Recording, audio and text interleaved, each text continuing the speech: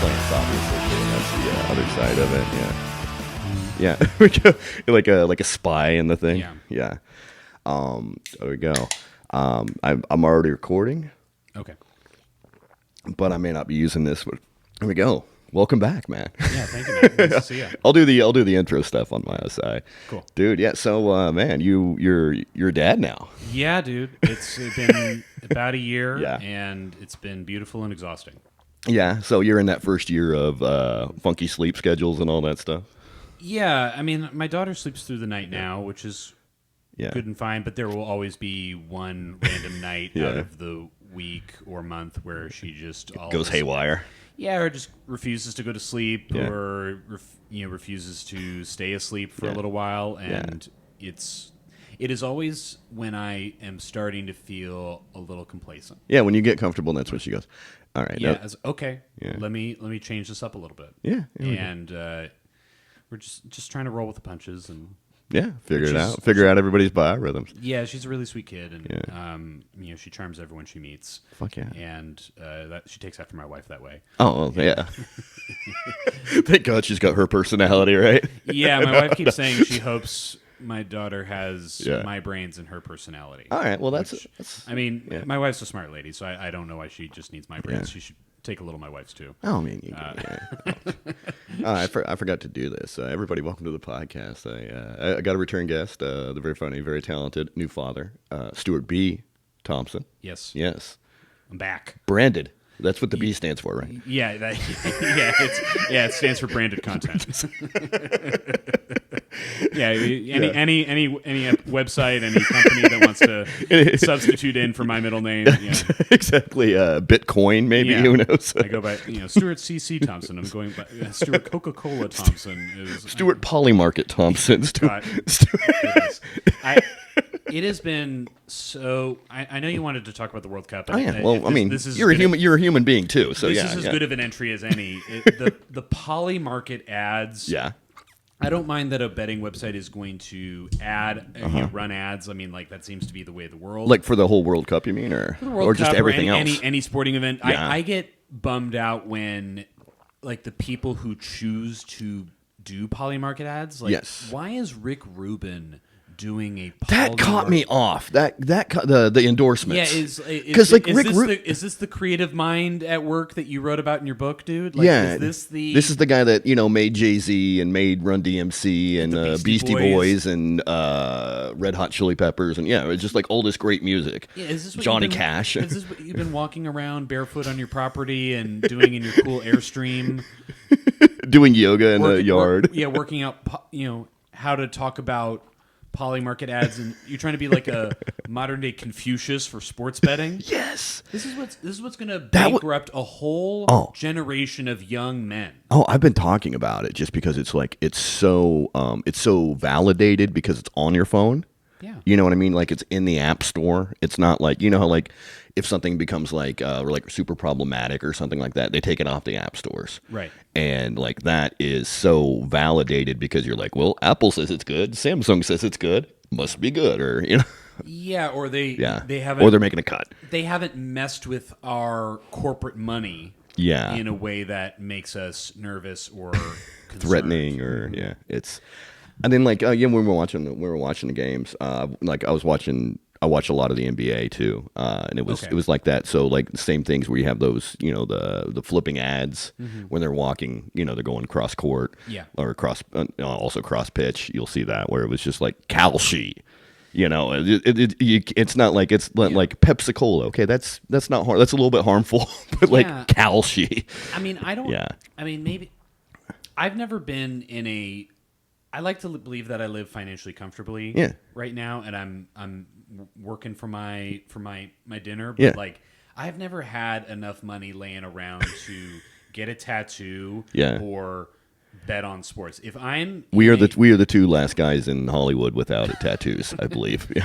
If you see me with tattoos or betting on sports, just know that my life is going so unbelievably well.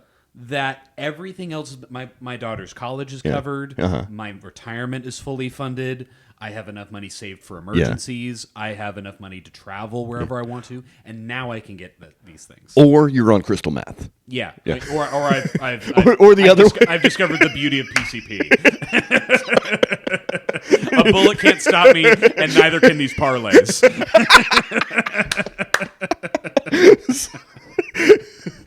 Just have to counter punch at you, Stuart. Here we go. I know.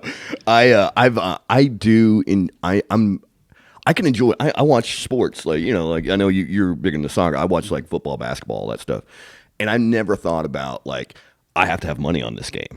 That's not made the game more exciting for me.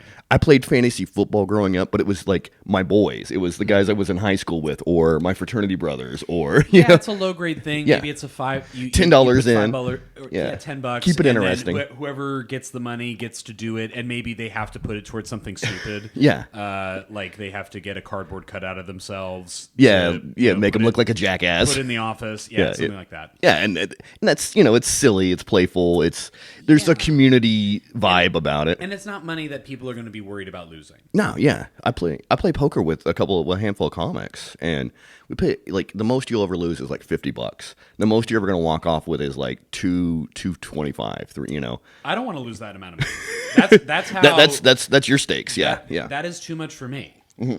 And I mean, and if you guys are all game for it, then fine, and no one's like hurting themselves. But my mind always goes to that episode of The Sopranos, where the guy is so deep into debt because he gambles. And it's like you can see that he clearly has a disease.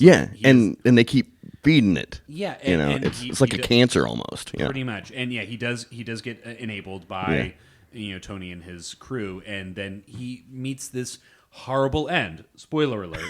Wait, hold on. A lot of my audience hasn't caught up with. They're still in the next to last season. Here we go. In case you're 24 years behind. Sorry to burst your bubble, bub. They were still bummed about the Hillary Clinton ad where she used The Sopranos. No. Got it. Yeah, no. Actually, my fans probably would be. So. I need to learn about your audience a little better. I'm sorry about that. A lot of Oklahomans, a lot of football guys. It's fine. They're fine. We just heard about this hobo. Is that show about them Italians? Here we go. They're fun. They're guys. Most of them are good. I'll bet money. I remember the first time I went to Vegas. I had turned 21 with my father, and I went with my father. So it was, and I loved college football. Mm-hmm. So I was just like, all right, I'm going to be in Vegas. He hands me $100 and says, go at it. Show how smart you are. And by the first morning games, I was like, done because like I know where my heart is, and you bet on your heart, not on your brains or anything like that.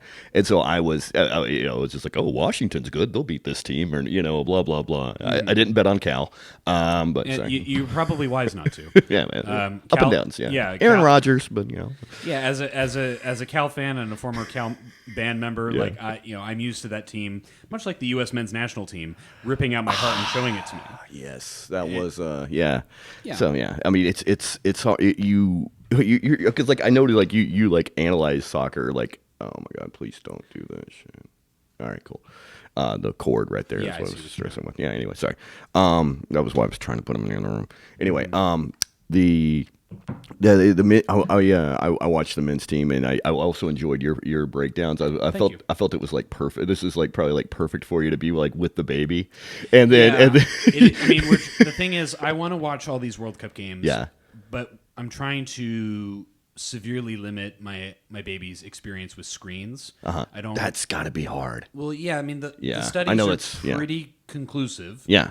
From the research that my wife and I did, that exposing a baby to screens, especially really high resolution, like not like face, like that close to your face, you mean, or just watching TV, watching a phone, watching an iPad, for anything other than FaceTime. With relatives. Yeah, which is good, which has its own reward. Yeah. It's a real time thing, and it's not as high resolution as like a Cocomelon or a these high resolution TV shows for kids that are kind of you're in a whole nother world on that one for me. They kind of stupefy them into a stupor that makes them a little zombie-ish.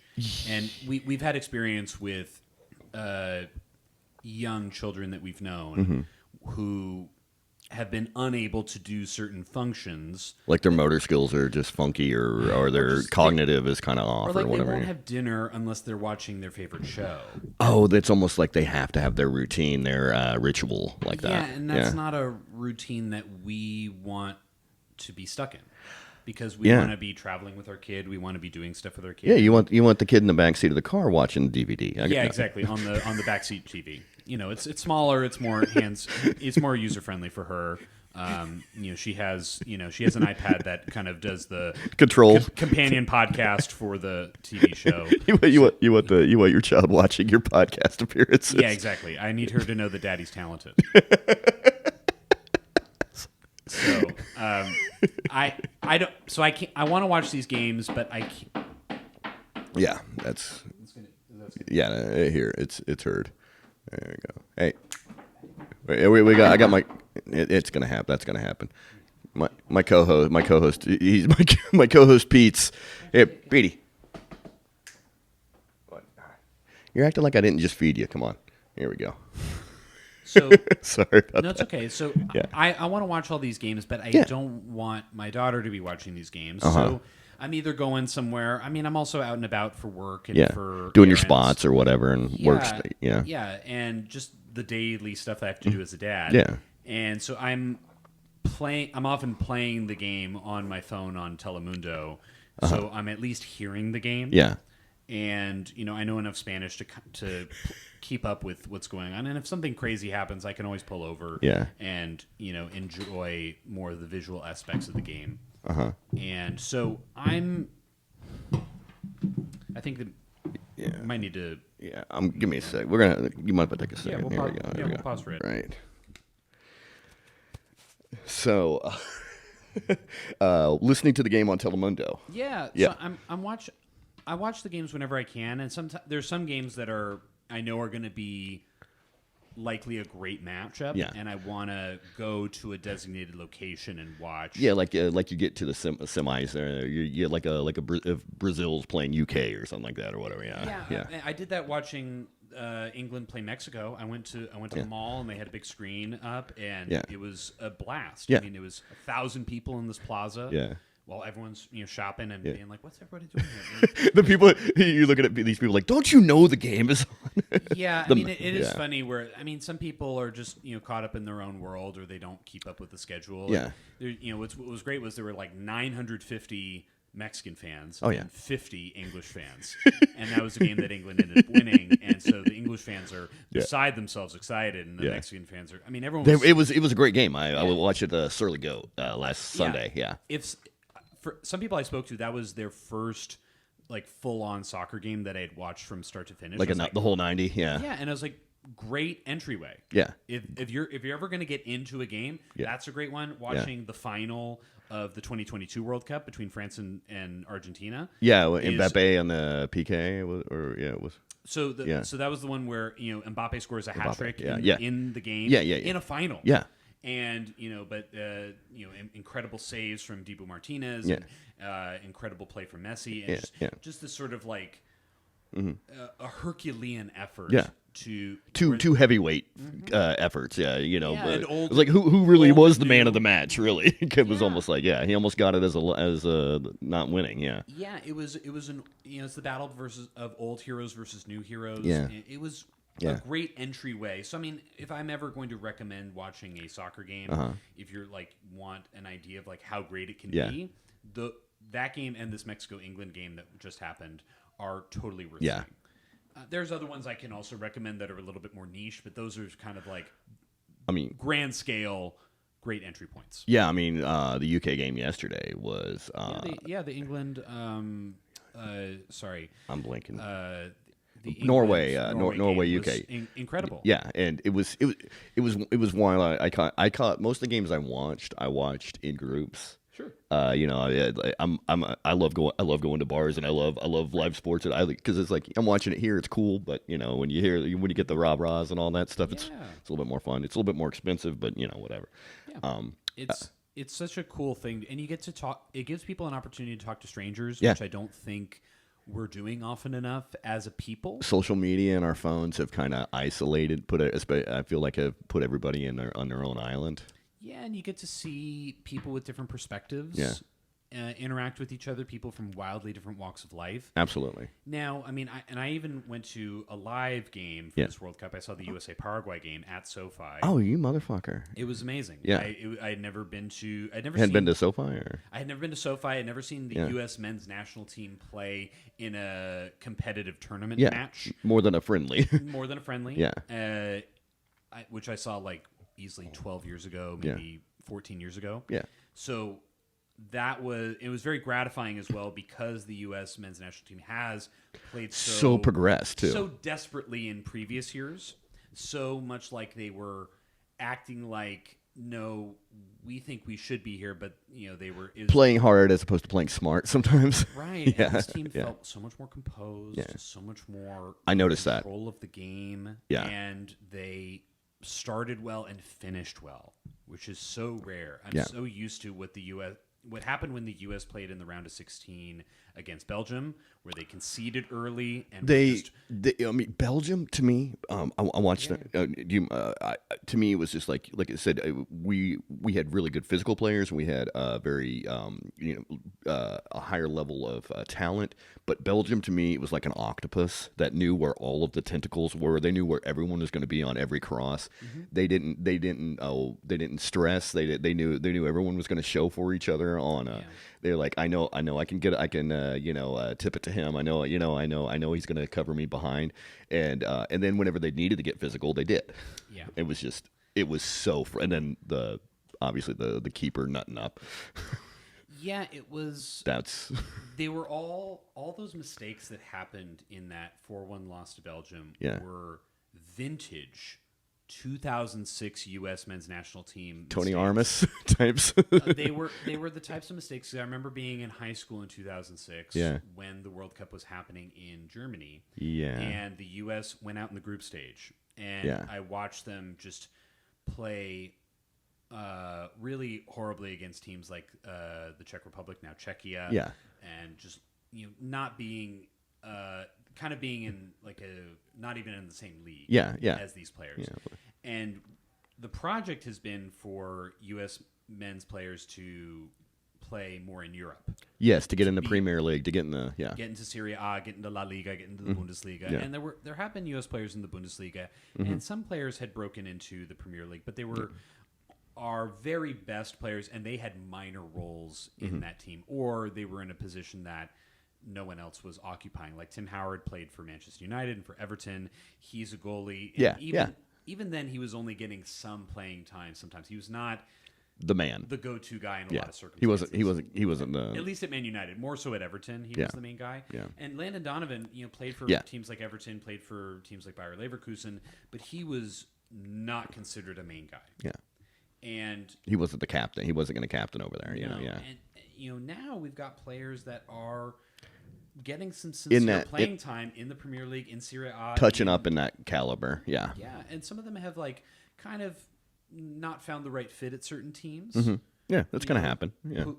Pulisic, for example, was a really key player at Borussia Dortmund in Germany. Mm-hmm. He had sometimes played... had sincere amounts of playing time at Chelsea, the team that I support very closely in England. Yeah. And he was there for when they won the Champions League, so that's a huge moment for him, getting that experience. And he kind of lost favor there, and now he's playing more so at AC Milan, another team I closely support. Yeah.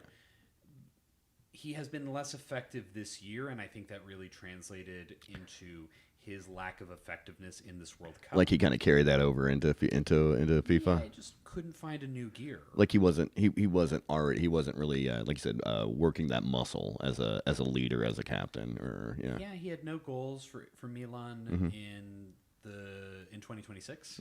Like the whole second half of the season. That's 0 goals. That's significant. Yeah, and he is a fighter in certain circumstances, but there was something about him that did not have the fight, the bite, the tenaciousness that is killer instinct or whatever you want to call it, or it's a killer instinct that we've seen in him before, but he just didn't have it this year. Okay. And I think what a lot of people got butthurt about, and I was a little butthurt too. Yeah. I felt like, hey, you need better media training.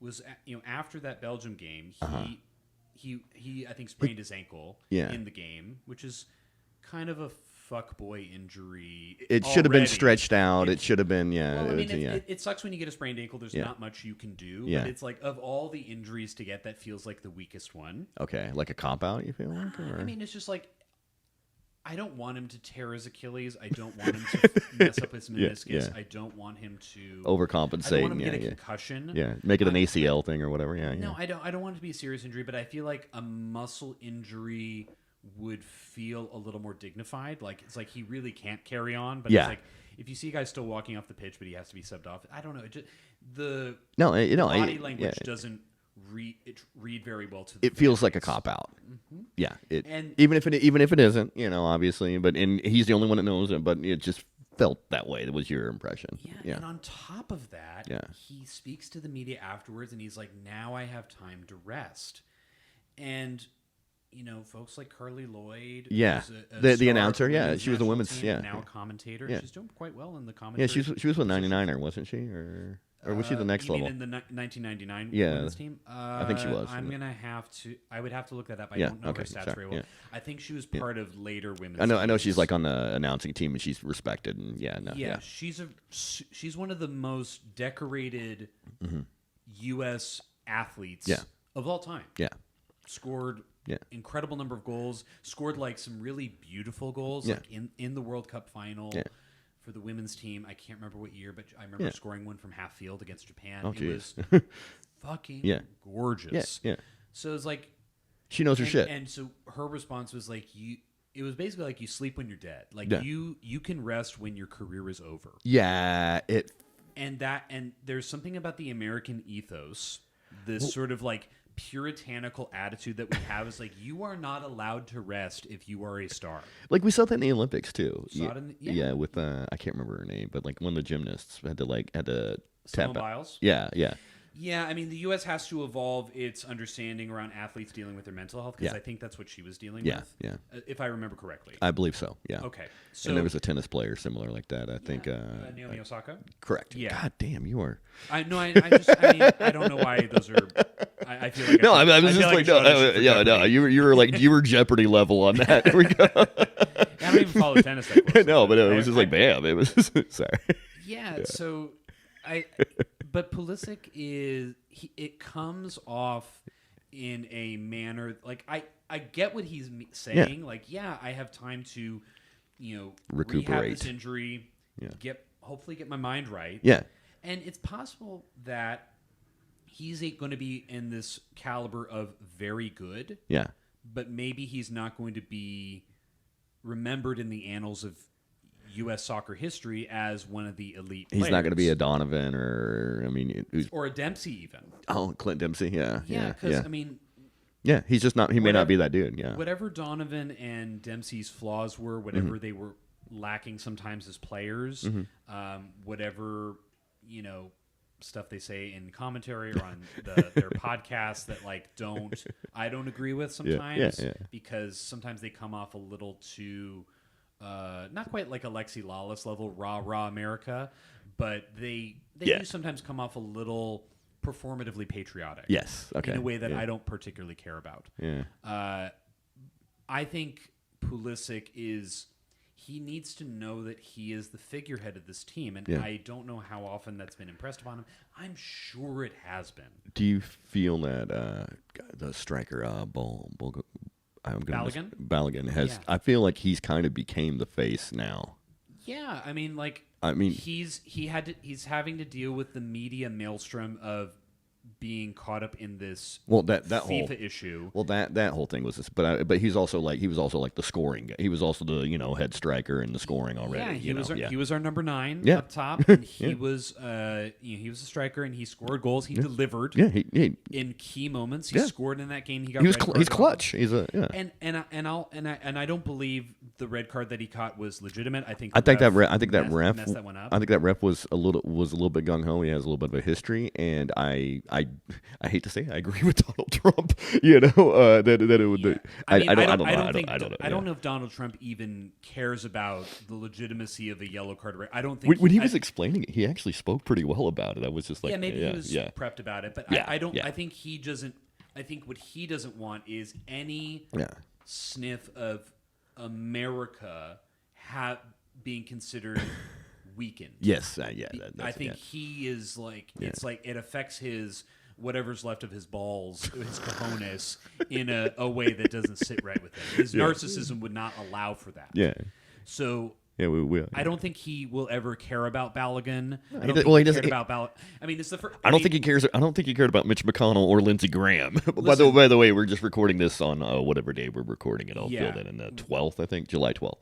Yeah, we're recording it on the day that the day after Lindsey Graham. Lindsey Graham suddenly passed away. Bummer. Yeah, what's this? Oh man, be recorded. Bummer. Such an altruistic guy. Yeah, real man of people. Didn't mean to make you on a politics thing. I don't care. Yeah, I mean, it's you can. I mean, yeah, I'm sure his family's sad, but he was an awful person, and he was in a position of power, and he chose to do what he chose to do. Yeah. He made life worse for working people. Yeah. So I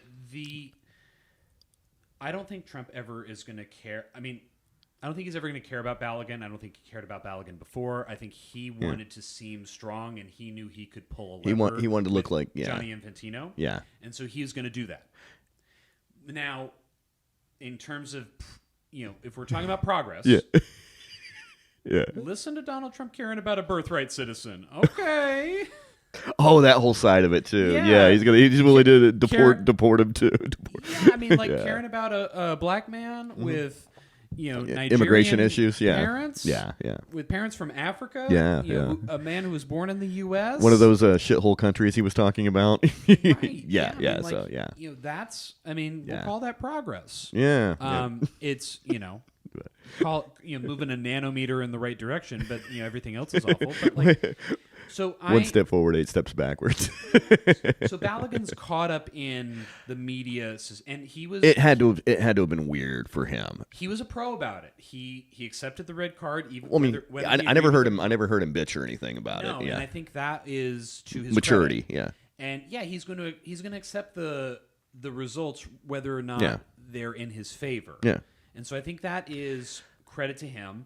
Now, people, fans of Bosnia and Herzegovina, people who are just, anti-corruption. Yeah, and I think about the manner in which it happened. I don't like the method. Correct. Yeah, it was to the red card getting recalled. I thought it was not a red card. I didn't think it was either. I thought it was definitely a free kick. I didn't think it was even a yellow. It didn't seem reckless or intentional to me. Yeah, there are people who've responded to my commentary about it online, saying "Hey, regardless of intent, it's are you a soccer player?" Me? No, I'm talking to the people who responded to me. Is did you play? Yeah. Have you refereed a game? Yeah. Because my dad's a referee. Oh yeah. Yeah. Still. Yeah. I've been a referee before. I played the game. Yeah. And I'm not a FIFA referee, but I've been in those situations where sometimes soccer's a contact sport. Yeah. Sometimes it gets ugly, and sometimes people get fucked up in a way that is really unfortunate. But not. This is what you tacitly sign up for when you play the game. It's a contact sport, but it's not. But if someone's being reckless or intentional, obviously, it's two different things, in my opinion. There are certain things where it's going to be a red card no matter what. Also, if they have a history of doing that, if it's if it's the same guy who's if he's doing multiple fouls throughout the game, if he's doing third or fourth foul, you're probably going to get He's a skinny guy. He's a skinny little guy. And if you do it again, you could get a red card. You get a rep, and people know. Sure. The guy from Golden State, Draymond Green. If he does something, you're not gonna. You get it. Yeah. People know what he's about. Yeah. Now with Balogun, he's caught up in a tussle for the ball with the Bosnian player. Yeah. He does rake his Achilles with his cleats. Now, it seemed like that was the only place for his boot to land. And if he was, I'm sure if he could move his cleat in some other direction, he would. But when you're in a 50-50 ball with a player, sometimes you're going to collide in a way that is unfortunate. And I think what the ref also messed up with, and I think this is something that they're not supposed to do when they look at the VAR. He looked at it in slow-mo. Yeah. And that's not, you're supposed to look at it in real time. Yeah. So they messed it up. It's like when they arrest someone and they don't do the Miranda rights right. Yeah. You messed up, the person's going to get acquitted. You have a procedure. There's a procedure, and he fucked up. Yeah. And so you can be mad that your favorite Bosnian player got injured. I can understand that. You get sympathy. You have empathy. You're not a crazy person. And you can have a desire for fairness, but if you're looking to professional soccer for fairness or any professional sport, you are looking in the wrong direction. Yeah. Life is not fair. Yeah. The world is not fair. Yeah. We're working to make things fair when we can. Yeah. But sometimes something unfortunate happens and we deal with the fallout as best we can, and we try to put people in positions of authority. Yeah. People who are, of a relatively measured mindset. Yeah. And sometimes have a good support system if things fall. Yeah, sometimes these people get it right, and sometimes they get it wrong. And because the eyes of the world are watching these games, these people are going to get an awful amount of scrutiny. Yeah. And like what I was going to say is there are certain things that are going to be a red card no matter what. Yeah. I'll give you an example in the England-Mexico game. So there's a right back, Gerald Kwanzaa. Uh-huh. Pretty talented, young, black guy, plays for Bayer Leverkusen, used to play for Liverpool. Mm-hmm. He goes in for the ball. I forget the Mexican player that he was going up against, but he gets the ball first. Mm-hmm. And usually, this was in the second half, I think, right? Yes. Yes, I remember this. And if you get the ball first, oftentimes it's not going to be a foul, even if you run into the player. But his cleat rolls over the ball, and he gets the Mexican player in the calf. Mm-hmm. That is going to be a red card no matter what, partially because it studs up, and specifically in situations where you roll over the ball, that is going to be a red card, pretty much no matter what, because it is dangerous. It is deemed a dangerous play. Cleats up. Yeah, and imagine if that guy's leg, his leg was in the air at that time. Imagine if his leg is planted. That's a broken leg. Yeah, because it would a broken leg right away. Because you would have nowhere else for the give. Yeah, there's no give. The only place where it's going to give is in the middle of his tibia. Yeah. I personally give a lot more credence to touching the ball first, and I do understand, and I do agree with you about that it. With the cleats up, it feels like there was a harmful intent or sloppy or reckless or whatever you want to call it. I felt it should have been a yellow. It's for that, me. That was my opinion. But for for sure. And we can fight about it. And there have been some times where if you getting the guy's leg, it's not like a cleat over the ball. It's like maybe a slide tackle or something like that. Yeah. And you get the non-plant foot. Yeah. Yellow. Yeah. But if you get the plant foot, it's a red. So there's less leverage and more damage. And the ref can parse through that. Also, I also feel it matters what kind of angle you're coming at. Like if you're coming completely from the back, that should be a red card. Yeah, and that's in the rules. Yeah, that's in the rules. If you're coming from the side, that can be often a yellow card. A little bit more give to it. And if you're coming from the front, that's clean. If you get the ball first. Yeah, fair. Yeah, if you just try to crack a dude's shin guards. No, I remember taking that. I remember learning how to be a ref when I was in 8th grade. Oh shit! I just did youth games. Yeah. Just to make some extra money as a teenager, but that was part of the rules that we learned, and those rules have not really changed. There's some rules that have changed over the last few years that I don't think they have explained well to the public. That part, yeah, and that has been really challenging, especially in games like the Argentina-Egypt game. I felt Egypt got fucked. You can believe that. That's a feeling. I mean, just because it's heartbreaking. Because it was so. Well, I'm not a big Egypt fan by any means, but you seem like a big. Everything about you reads, I'm an Egypt guy. I'm one of the Pharaoh's brother. No, I mean, it was just because I just felt like there was such a time lag between the foul and if you're going to call it. That's where I had the problem. Totally. Yeah. And I think what VAR has done is it has dulled the senses or dulled the impulse of refs to make a call because they are reliant on the technology to kind of catch whatever mistakes they make. It's almost like people relying on AI as a source of like legitimate information. Yeah. It is flawed. Yeah, I mean, it is not perfect. Exactly. You need to be able to think for yourself. Yeah. In order to live in this world. Yeah. Because that is going to be key to your survival. If you outsource your mind to a machine, you are bound to make grave mistakes. Absolutely. So Absolutely. Now, to be fair, the foul that I felt the foul was a foul, but call the foul when it's a foul. I see. That's my point. That's my take. No, I totally agree. And I think the ref could have called that differently. Yeah. I think maybe his intention was to like see where the play goes. play on, but it was 80. It was the entire pitch. Yeah, I think they have the ability to wait until either goes out of play, like scoring a goal, or going out of bounds for a goal kick, corner kick, or you don't want to ruin somebody's advantage. I get it, but it was just I mean, like it wasn't their advantage even. When you step on a guy, you're ruining their advantage. Absolutely. So like, I don't know why he didn't call that. I don't know why. That was my. But it was a foul. Yeah. And people also were commenting on the supposed foul on Salah near the end of the game that eventually led to it made an impact. But Tagliafico, the defender that's up against Argentinian, Salah, he gets the ball first. He dispossesses him. Yeah. And Salah he falls stood down. him up. Yeah. But homie falls down. It's like not always going to be a foul. Yeah. And the difference between those to someone who might be new to soccer is minute. Yeah. But they are different. We have a very passionate fan base in America, but not necessarily, like you said, we haven't learned all the nuance. And also, like the VARs is happening in real time in front of us. And, a lot of people are probably new to it. And listen, it's happening in baseball, too. I don't know if you know about that with the strike zone thing. Yeah, I'm not familiar. Yeah, it's very – it's the audio with the strike zone because it was always the problem with different – umpires would say like this is a strike here and this is so now they try to computerize it. Got it. And so there's a lot of people that push back on that where it's less human and more computer rated. And let me speak to anyone who's a new soccer fan as a result of this World Cup. Welcome.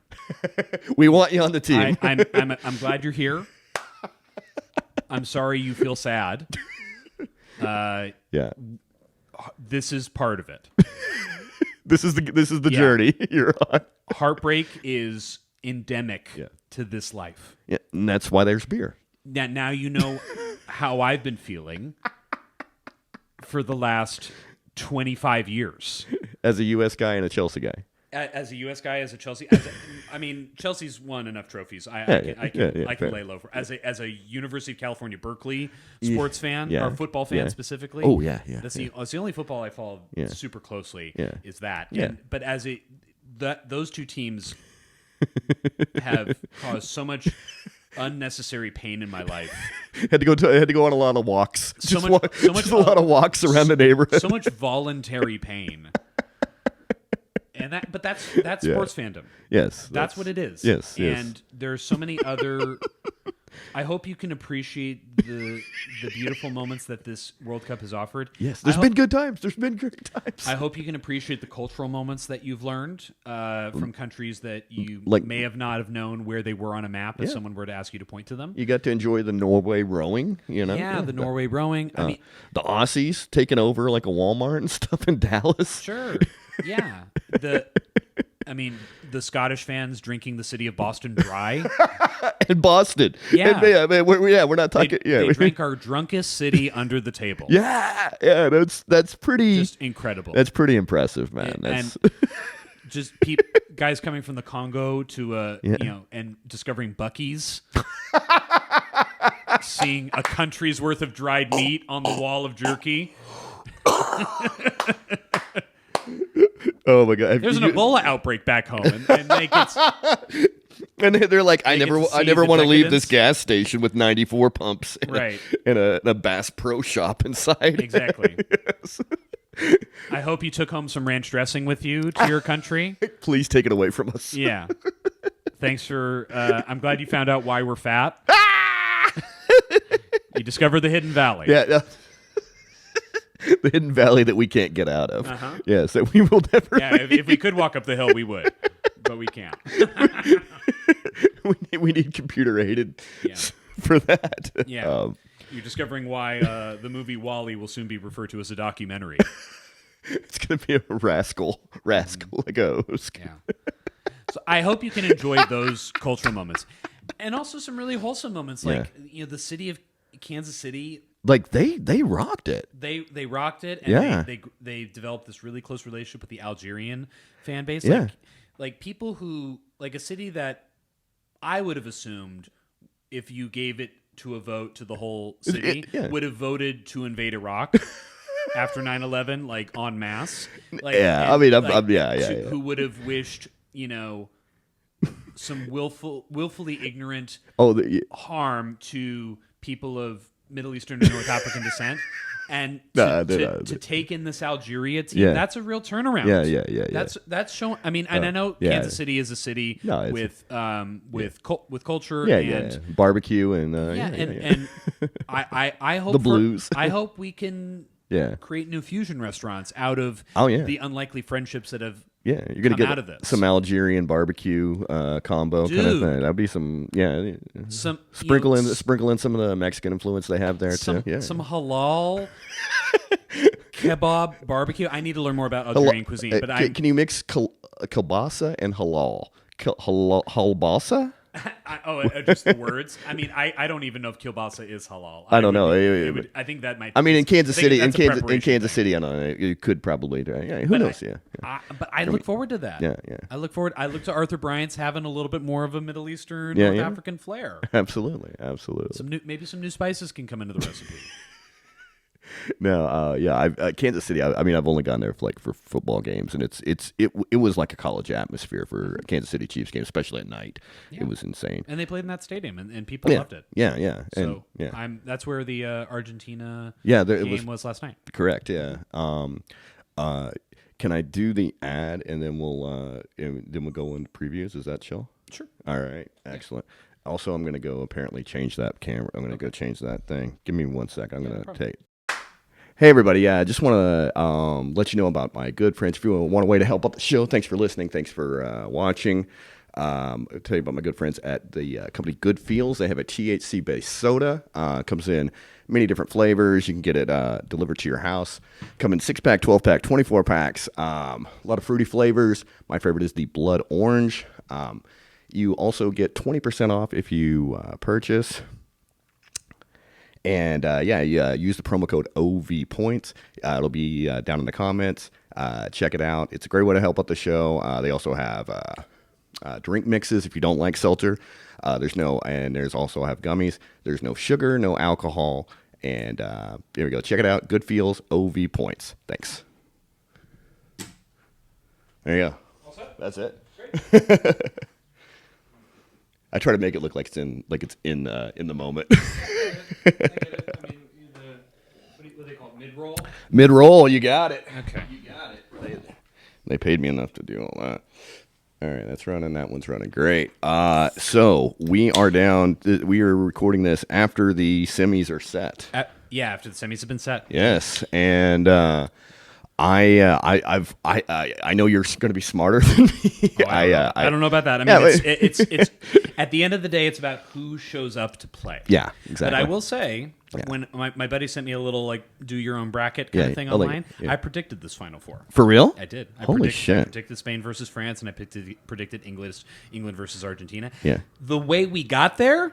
I totally fucked that up. But I don't know if you know, they do those for the basketball. I never get. I'm lucky to get one. Yeah, I'm usually way off with these, but I was kind of pleased that just for my own guessing ability that this Final Four ended up working out. I mean, I would have loved to have seen some more teams go farther. I would have loved to have seen Egypt go farther. I would have loved to have seen Cabo Verde go farther. Oh yeah, because they're coming out of nowhere. It was. I mean, not nowhere. We were talking about things that get people excited about tournaments like this. Crazy underdogs like that. If you are not a fan of Cabo Verde after seeing this World Cup, I don't know how to help you. Yeah. There's something wrong with you. Listen, soccer might not be your thing. or compassion. Yeah, consider another activity. Yeah. Consider chess. Consider bocce. Consider anything. Bare else. knuckle boxing, maybe. Who knows? Yeah. Cockfighting. Whatever. Enjoy the MMA fight on the White House lawn. Oh, yeah. I don't have time for you. I just don't. You were not invited. Yeah, you're not invited to my cookout. Yeah, no, yeah. But you probably don't want to be there, and that's okay. Yeah. I mean, obviously, I would have loved America to go better, but and they've progressed, but they just they weren't going to beat Belgium. I don't. Yeah, that was just my opinion. Was man, I thought because this golden generation of Belgium that got third in the 2018 World Cup, with their sort of fading brilliance of Lukaku and De Bruyne and Courtois, like I felt that they were, their sun was setting, and I think it still is. Yeah.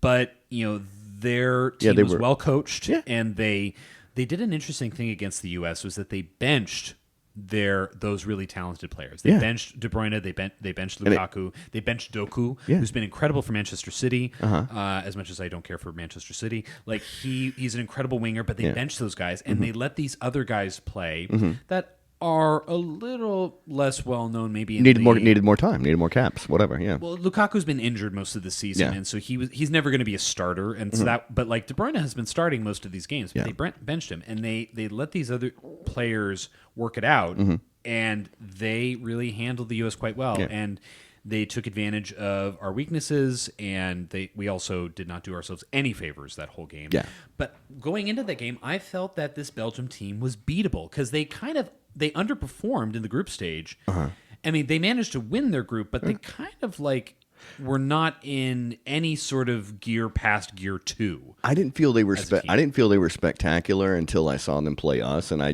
felt that there was a gulf in teams. I just like I said, I just looked at them on a whole different level, and I didn't go in. I went in thinking we have a shot, and then obviously the early score, but it's a death knell for the U.S. It really. I got like flashbacks of previous moments of heartbreak, and I think I should have maybe considered how the comeback that Belgium did against Senegal in the previous round. As like, okay, they're starting to figure some stuff out. Yeah. But I mean, there's so many cool moments to see, so many miracles, so many tragedies. I mean, that's what tournament play is, and you can look back at other World Cups and see the magic and the tragedy of those tournaments, and you get to see soccer is like any sport, a soap opera.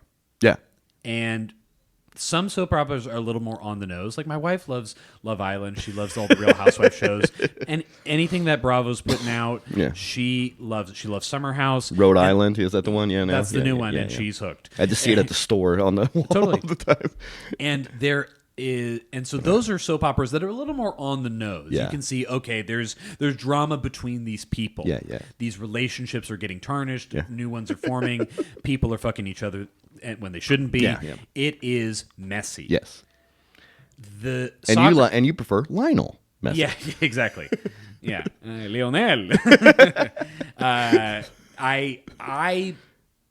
know now that soccer is exactly the same. Yeah.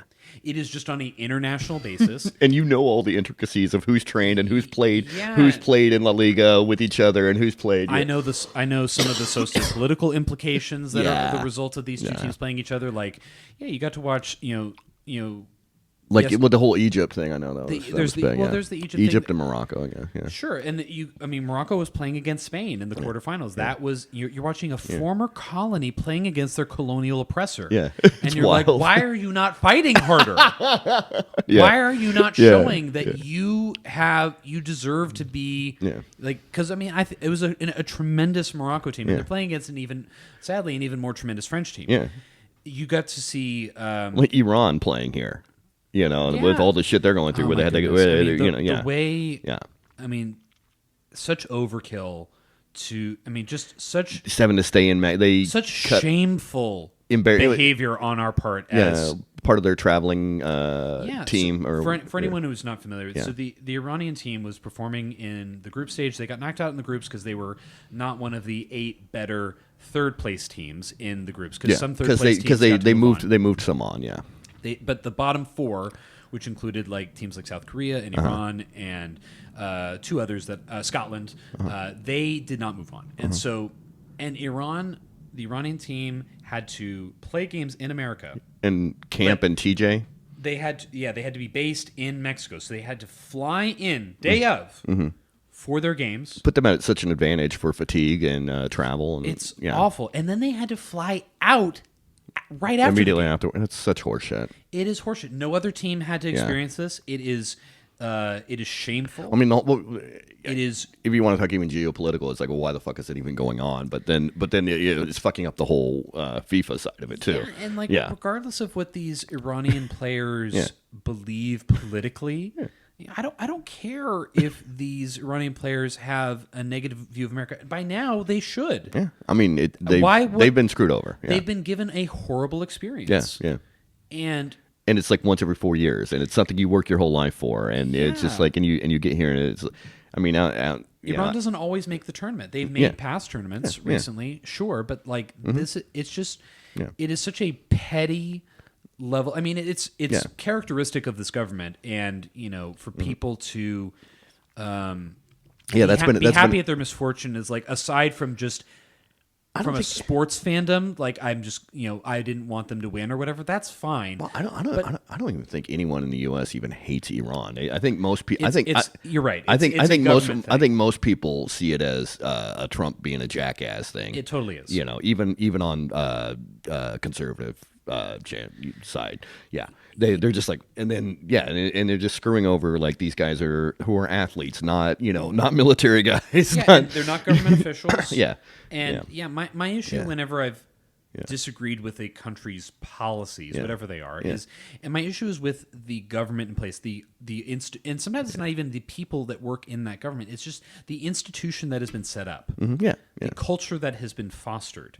I have never had an issue with a group of citizens of a particular country. Yeah, once you get anybody on a one-on-one basis, or it's usually it's like, hey, he's trying to make a better life for himself or his children or whatever, and that kind of thing. There's very few people that are coming here with sinister means. There are that you get one out of a million or whatever. Yeah, you get some people that do boneheaded decisions that you get rarely affect my life. Yeah.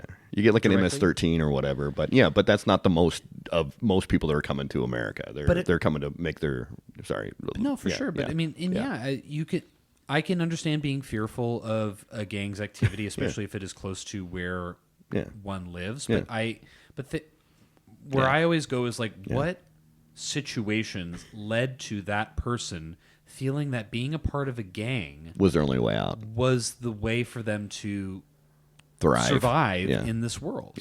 Maybe not even thrive. Maybe just survive. And usually that is because of policy. And that is what needs to be addressed on a local level and on a national level. And, will it happen in the next few years? It's hard to say. It's unlikely. Will it happen in our lifetime? It's hard to say. I don't think but so.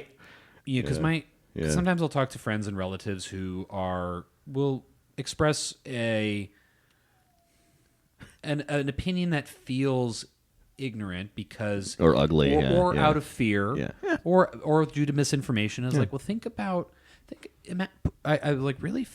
put yourself in that person's shoes. Like if you were in that position where you had no way to get out of your current situation, and the only way to do it was to steal. Because like I'll talk to my parents who live in the Bay Area, and they'll talk about the petty crime that happens where it's like, because they're not prosecuting like stealing in certain areas, the $900 thing or like, whatever. You care about the profit margins of a local CVS. Yeah, you're really simping for Walgreens on this one. Why are you bothering with this? Like, why is this as big a deal for you? Yeah. And like, I understand you don't want to be in that. I don't want my parents to be in that situation. I don't want my relatives or my friends to be in a situation where like, a robbery's happening and they get hurt in the process. And then, they're going there to fill a prescription, and 20 teenagers run them over in the parking lot or something like that. Yeah, but if you want that stuff to change, you have to vote for people that are going to make the material conditions of people's lives, everyday working people's lives, better. Yeah. And can you imagine the fact that we're at this part of the conversation? We've been talking about soccer. Yeah, this is where it takes us. I know, right? And there's great books that kind of have turned my eyes. Open my eyes to this, the wider effect of soccer. A great one is How Soccer Explains the World. It's by Franklin Foer, and he talks about people who do get involved in gang activity because, anyone who's been to a World Cup game here in the States during this tournament or watched on TV, you can see in the stands, it's a pretty pleasant environment. Yes. It was very pleasant and very SoFi. civil at SoFi when I went to watch the USA Paraguay game. If you go to a game, it should be LA Stadium. Yeah, the LA Stadium, because SoFi is not an official sponsor of the FIFA World Cup, and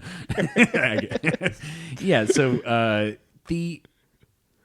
if you go to a game in another country, which I have, it is not always a pleasant vibe, and it's because there are the rivalries are real. Yeah. The rivalries are not this sort of play. No, they ain't playing over in England. They ain't playing over in France or Argentina. Well, I mean, they've gone to war with each other. Right. And that kind of shows the socio-political implication of these games. And so I wonder how something like the EU has kind of changed that kind of, you know what I mean? What do you mean? How the EU has kind of changed that where it's been more of a unifying force on something like European countries. Oh, because they're more allied as a union, that the games might be more civil? I would, as an outsider, I would think it would be. I mean, maybe for some games where the stakes are not quite as high, but I've all right. I've seen some stuff, man. It's so I've been to Raider games, man. Yeah, My family's a Raiders family, by the way. But imagine if a Raiders game was every game. My family is a Raiders family, so yeah. But if all the games were like that, that kind of, it would feel like that. And people, and there have been stories of gangs recruiting young men from soccer games, in Europe and in South America, because it's considered a poor person's sport. If you talk to a rich European person, a lot of them are not big soccer fans. They're more into tennis. They're golf. It's not posh. It's not. It's not erudite to be a soccer fan. So is the word erudite. I know. Yeah. And fair enough. What you mean? Hey, what are you talking about there? We talking about airplane? Yeah. No. So I remember. I don't know if I told you the story, but I'll tell it now. So I got to go to this soccer clinic in Manchester when I was in high school. Oh. And it was not owned by Manchester United, but it was called the Manchester United Soccer Schools. So we learned some strategy and you got to train with players from the local village. We got to train with other kids from other countries. Yeah. Really cool experience. I'm so glad I got to do it. And we got to see some games while we were there. So we got to see 3 games in a week while we were there. So a championship game, which is the tier below the Premier League. Okay. That was between Coventry City and Derby County. Coventry City just got promoted to the Premier League. I was going to say, I thought they were next season. Okay, yeah. So you'll be seeing him in the Premier League soon. And then we got to see a game between Liverpool and Man City, which would be an incredible game now. Yeah. This was in 2007. Neither of those teams were that great then, so it was a little bit dull. Okay. It was more of like a lunchtime game. It was very hot. The stadium was open. It was kind of, it was a 0-0 tie. Yeah. Not that exciting. Send the high school kids in. Yeah. I would have played. I would have played if they let me. Yeah. And then we were going to go see a Premier League game involving Manchester United, but since they were still in the Champions League, we got to see a Champions League game, a Champions League quarterfinal against AS Roma from Italy. And they had, the Champions League knockout stages are 2 parts. They play in each stadium. So they played 1 game in Rome already, and Manchester United had lost 2-1. Okay. And this is back in the time when Francesco Totti was playing. He was he was amazing. Incredible. One club man, which is kind of a rare thing now for Rome. And this is back when Cristiano Ronaldo was playing for Manchester United the first time around. Oh, yeah. When Mike Carrick was playing there, when Patrice Evra was playing there. It was a really incredible stacked rosters. Yeah. And I think Manchester United won the Champions League the next year, but not that year. But they had made it to the quarterfinals, and so they had to win in Manchester. And because Roma and Manchester had played against each other in some of these European extracurricular leagues like the Champions League before, they had developed a kind of a specific rivalry that didn't happen all the time. Yeah.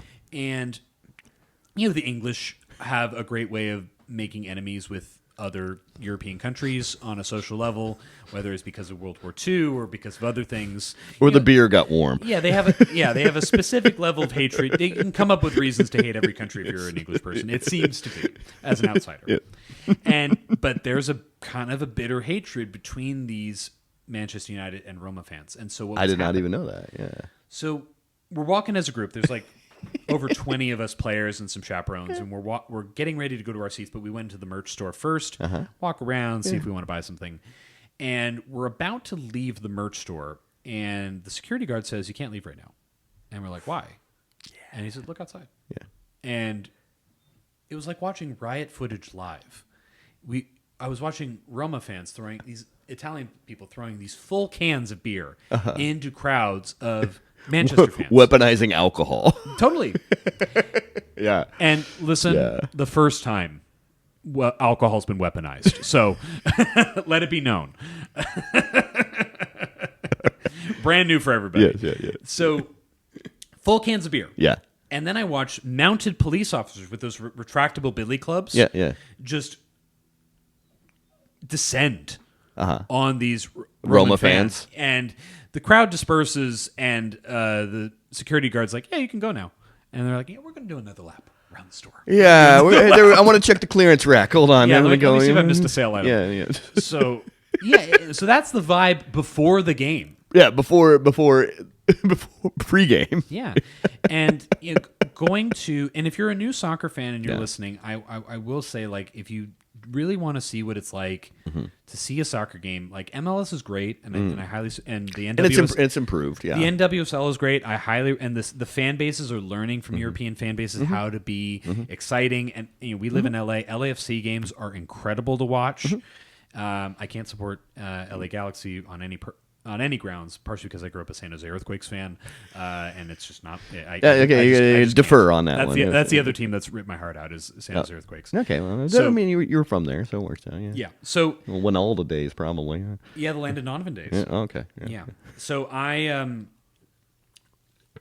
this is the vibe before the game, and you got to go to a game in Europe because it's like going to church for these people. It's like going to a house of worship.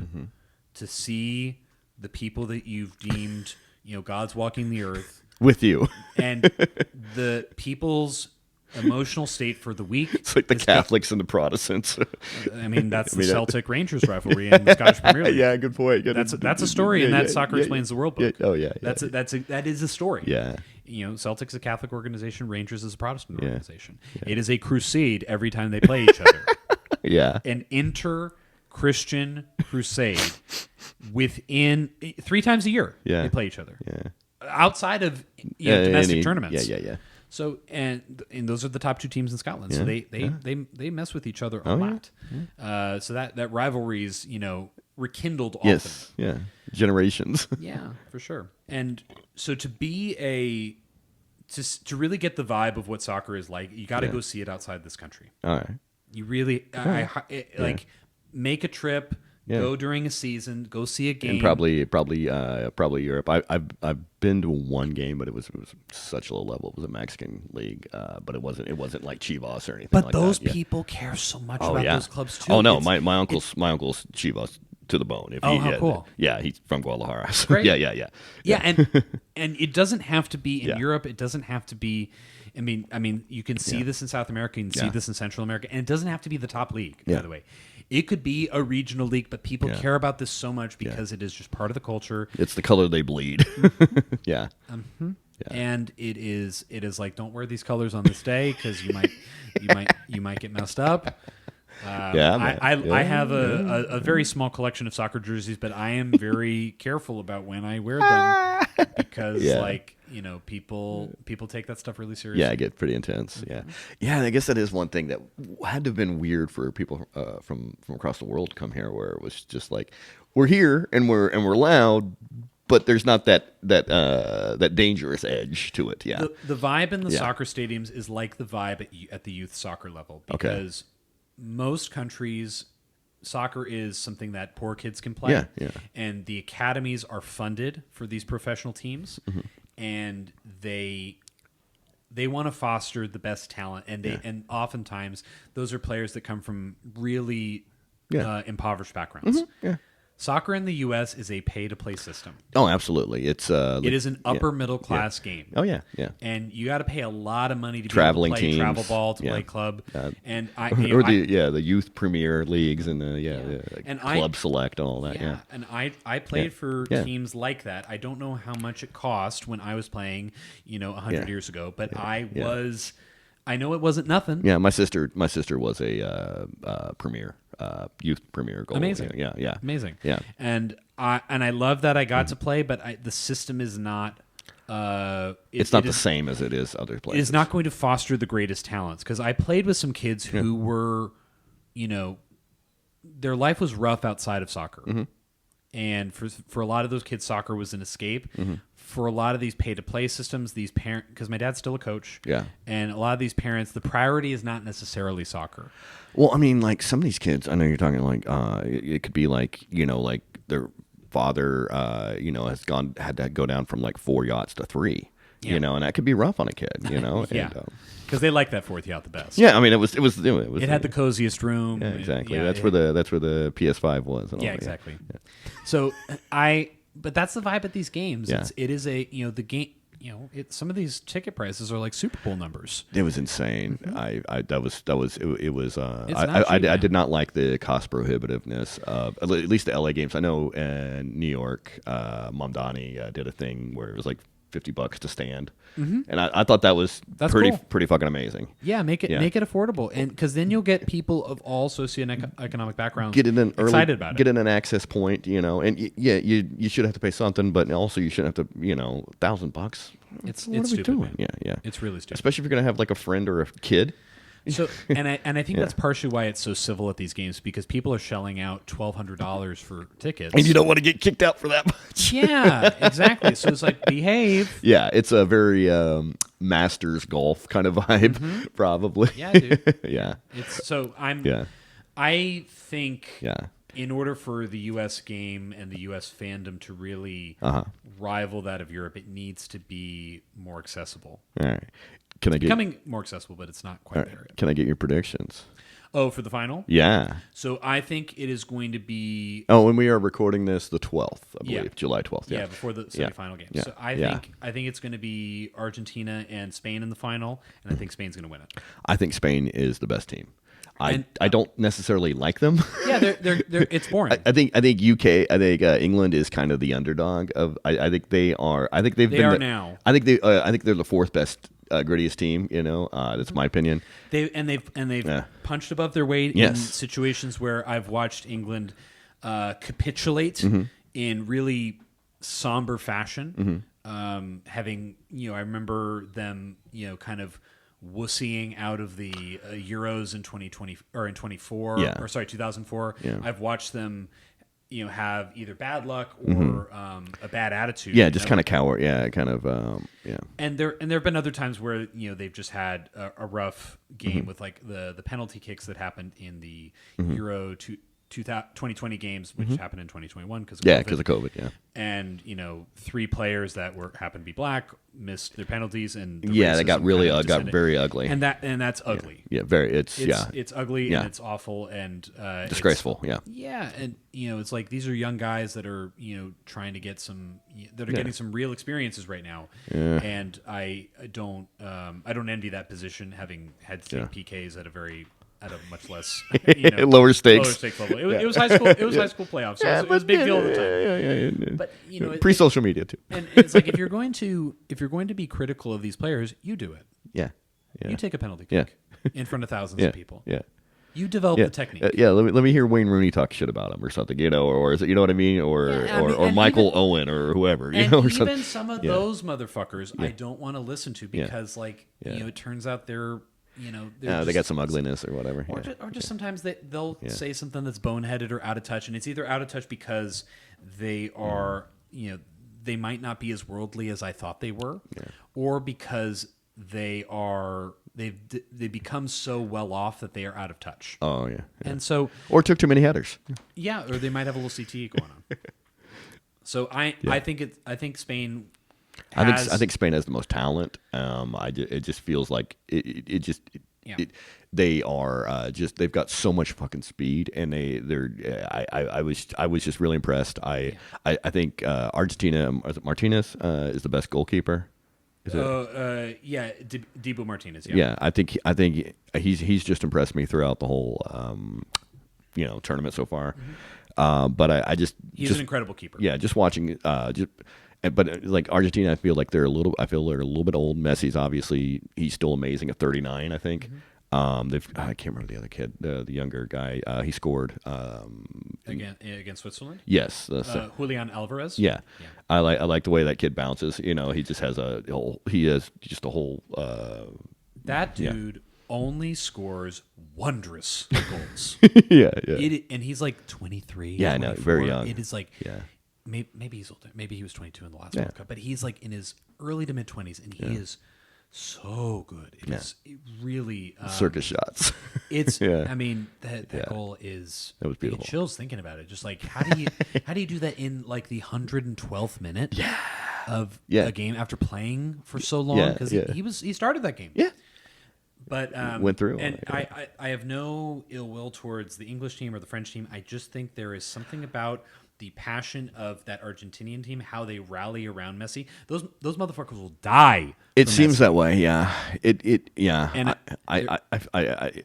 Mbappe, I believe, is probably still the best player, probably. But also, I didn't feel that France has the speed. That was just my. I think they do. Yeah. I think what will happen though is that Spain, because of their ability to hold possession, they will not provide a lot of opportunities for. They'll frustrate Mbappe, for Barcola, for Dembele, for Olise, to be able to create the chances that they have to score the wondrous goals that they've scored. Yeah. Now they could pull it out, but I just think Spain will somehow bore the French into frustration and capitulation. Yeah. All right. So you're going with Spain to win? Yeah, I think Spain will win it all, and just because I think Argentina has. I'm going to clip this for you just in case. Sure. I think I'm willing to eat my words. I would love to be wrong. No, I would love to be wrong. I would. All four teams, I think, absolutely have an opportunity. I just feel that Spain has the highest percentage. Yeah. Yeah, I mean, I just think that there is such a, and I mean, they won the Euros 2 years ago, so they just have a history of going all the way as a group. Yeah. And I mean, Lamine Yamal has not been at the 100%. Nico Williams has not been at 100%. Pedri is not at 100%. Yeah. So they do have some weaknesses, but I think Argentina's weaknesses have been a little bit more glaring. Yeah. Watching them, go down or, keep getting tied up to Cabo Verde, to Egypt, to teams that are, while incredible and showed up in a real way, I think they are, I don't think a notch below. Spain. Yeah. And I think it's possible, that, because Argentina's had to go to overtime on so many occasions, at least two of their knockout games had to be in overtime. They are probably really tired. Yeah. Spain has known had to put these games away in 90 minutes. Yeah, they haven't had to go. And they've been able to bring in these super subs like Mikel Merino, who's done this in 2 games in a row, won the winning goal. Mm-hmm. I just think they have a structure in place that will dismantle this Argentinian team in the final. Yeah. And I don't see Messi making it to the final and not winning a second World Cup for Argentina as a player, as I don't see that as a tragedy. Yeah, I see that as like he, went out at the world's highest stage on the international level. Yeah, I think it still cements him as better than Ronaldo in the GOAT debate. I see it as like, hey, I gave it up my all. I gave you all these games. Yeah. Let me pass it on to the next generation. Yeah. I'm 39. I'm good. I mean, I think he still plays at a high level. I don't think he's like, obviously he's not prime Messi as he was, but he's it's like a Jordan kind of thing. Yeah. It's like, I'll take Jordan at 35. Yeah, and for all I know, Tuchel, the coach of England, will have a game plan that works against Argentina because he's kind of.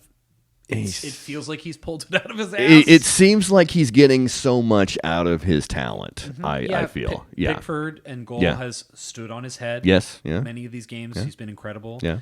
Bellingham has kind of dragged this team along to winning. Yeah. I mean, and Harry Kane has been effective. It's my favorite thing. God, how old is he? Harry Kane, I want to say is 35. I could be wrong though. Yeah. And he's a force on defense. He's just Well, I mean, he's. My favorite thing about Harry Kane is that he wears Skechers. Okay. Do you know that? I did not. So that's his boot? Or he's like the one guy that is wearing Skechers. So like every time he scored, and he scored many goals this tournament. I think he scored 6 now. Yeah. Just remember, if he scores on you, you got scored on by the Skechers. Yeah, that's kind of a. I love that. I had to mention that. It's just like it's so funny. Yeah. He in his shape up FGs. Yeah. He's fair. It's so good. Yeah. But I think the one tough thing for England is that their right back position has been a little suspect because Reece James was injured for a little bit, and so he's not fully ingrained. Yeah. Great player, just not fully healthy, and never been fully healthy. He plays for Chelsea. I've watched it. Okay. It's perpetually. Yes. This again. Yes. And then Gerald Quansah got that red card. Yeah. And so they've had Jed Spence, who has he messed up his jaw, so he looks like Cyborg on the field. Jed Spence is a distant third in quality compared to Quansah and James. I mean, you're only going to have so much. Yeah. So I think, if Argentina... It's a weak spot, If Argentina exploits that, then, England might have some problems. Yeah. We good? Yeah, man. Dude, thanks for coming on, man. I appreciate it. Enjoy the games, everybody. Also, in a non-soccer thing, you just you taped a what is it called? Unleashed, right? Yeah, I was on Comics Unleashed. Yeah. Both my episode aired twice already, but I got clips of my appearance on my socials. Yeah. So if you want to check it out there, I'm at Stuart B Thompson on all the socials. Absolutely. STUART. Follow him. He's been breaking everything down on Threads. Follow me on Threads if you're nasty, and what I treated all those breakdowns of the games on Threads was as just an opportunity to talk about something that I care about, because I've written about the World Cup specifically since the 2010 World Cup. When I first came to LA, I was an intern at National Lampoon, and they let me write across the street from the store. Yeah, and they let me write articles for the web content about the 2010 World Cup, and I would kind of just write a funny, scathing kind of review of the games. Yeah. And humorous yet poignant, and so I just kind of wanted to rekindle that. And I think touch into that old shit. And I think more people than I expected have responded kindly to them. And there's some people who are either fans of teams that you've any person who's given me a negative response. It's never been anyone I knew or cared about. So I'm not. Worried about that, and so, but more of the people that I know have said hey, I really dig these, and so it's emboldened me to talk about soccer more. So I'm going to try and find other ways to make soccer related content, and that way I can commentate on the next World Cup. Yeah, they'll be watching you. Yeah, you'll be or please replace James Corden. Please do that. Please do that. How about the post game? I'm more worried about Alexi Lawless. I need to Highlander that man. I mean, either one. Yeah, he's a bit much. Thank God I was watching yesterday on Telemundo. So here we go. So if you want to follow me, I'm at Stuart B Thompson on all those socials. If you want to see B Thompson. I always want to clarify that. If you want to see me live, it's StuartThompsonComedy.com is where I post all my dates. Yeah, I do post them on my socials as well. But of course, catch me. It's always a more stable thing to see it on the website. It feels more legit on the calendar. It's just okay, I can plan ahead a little bit as opposed to this is happening in an hour. Yeah. And if you want to watch other stuff that I've put out there, I have a special on YouTube that you can all enjoy. It's called Conditional Love. The one you taped in San Francisco, very funny. In San Francisco. Great. Yeah, a couple years ago, right? Yeah, it was great. Yeah, it came out a couple years ago. Yeah, it's a great special, man. And I have an album called Dandy Man that is, very little of this is soccer material, but it's the other side of me. Yes. And it's. He doesn't just watch it on the tube. No, I'm proud of that material. So you can listen to it wherever you listen to comedy. Yeah, man. Thanks for coming on, homie. Thank you, Matt. I appreciate it. All right. Follow me on socials. Follow the show. If you want to do Patreon, you get the episode maybe a day or two earlier, that kind of thing, and you can watch it without commercials. And Obnoxious Valid Points. There we go. I'm the Fun Matt Lewis on all platforms. Thanks. Have a good one. Bye.